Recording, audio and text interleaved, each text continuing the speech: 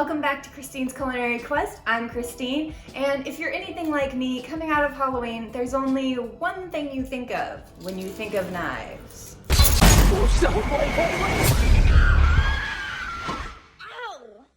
So today we're going to be talking about knives, but not like that. I contacted a few experts from the Blade Bar at Texas Gun Experience in Grapevine, Texas, and they're going to talk to us a little bit about serration, what's real, what's not, how to maintain and care for your knives, how often should you care for your knives, the type of angle you should use for sharpening, what is a honing rod and why should you use it. And so now, let's bring out the experts. Hi, my name is Natalie Lombardi. Oh, hi, I'm Kimberly Baker. And we're here to talk to you about kitchen knives. Yes.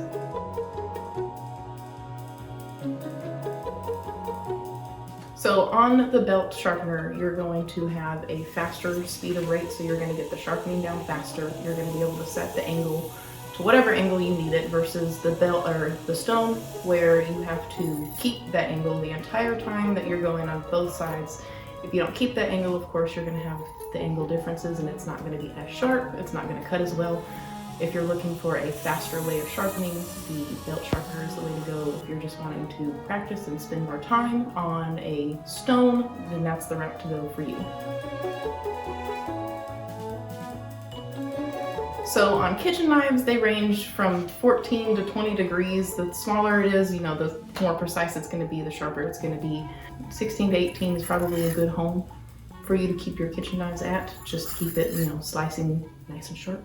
From my understanding, angle geometry is the angle of the tip, or not the tip, but the sharp end, and like how much it goes out versus how much it's in. If you have a really, really thick angle geometry, it's going to be good for chopping because it's a lot more durable. The thinner you get, the more precise and the sharper it is, but can also be a little bit more delicate and something you want to refine more often.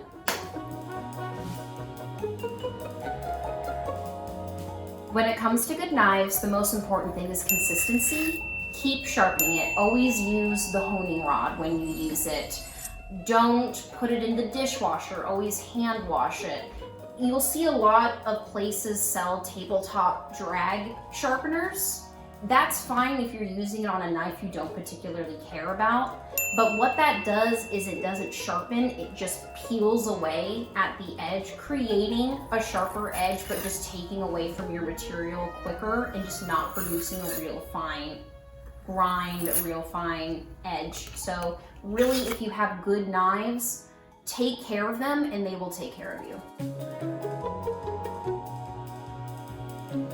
So with kitchen knives, if you use that honing rod, like every time you use those kitchen knives, you should really only go get your set sharpened like once or twice a year.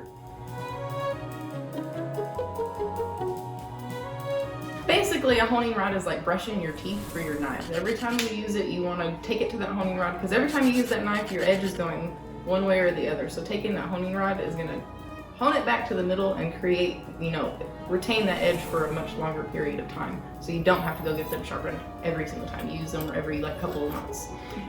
Knife maintenance, basically. You can buy a honing rod about anywhere, Amazon, you can go to a knife store, though they're not really going to be likely to sell a honing rod by itself unless it is a store that specializes in kitchen cutlery and kitchen goods. If you go to some place that specializes in like chef's knives and they have everything that you would want in your kitchen, they're probably going to have a honing rod. So if you don't have one in your set, it's just a good thing to go out and buy.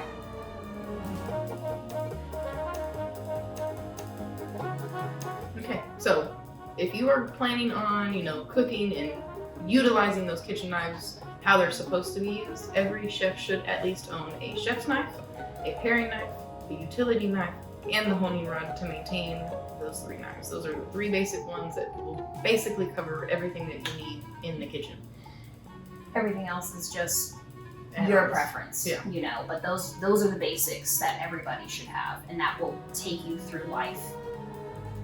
You will see a lot of advertisements for serrated knives. I remember a commercial on TV that was about the sharpest knives in the world, and really they're just serrated. And serrated does create this illusion of sharpness, but the problem with serration is you cannot sharpen it. You get a serrated knife and it's dull, you're probably not going to be able to get an edge on that worthwhile. Certain knife shops and certain people that sharpen have tools you can use to try to get an edge on serration, depending on the type of serration. It's hit or miss, and it's never going to be like when you first got it. The only serrated knife you absolutely need in a kitchen is a bread knife. Everything else, if you're cutting veggies, fruits, meat, you're going to want to use just a straight edge. Serration is fake news. I don't like it. If you ever want to execute your constitutional right to carry a firearm, you come to Texas Gun Experience. We'll train you up. We'll get you on range. You're going pew, pew, pew, pew in no time, but you'll be going pew, pew, pew safely, because that is what we reinforce at Texas Gun Experience is pews and safeness.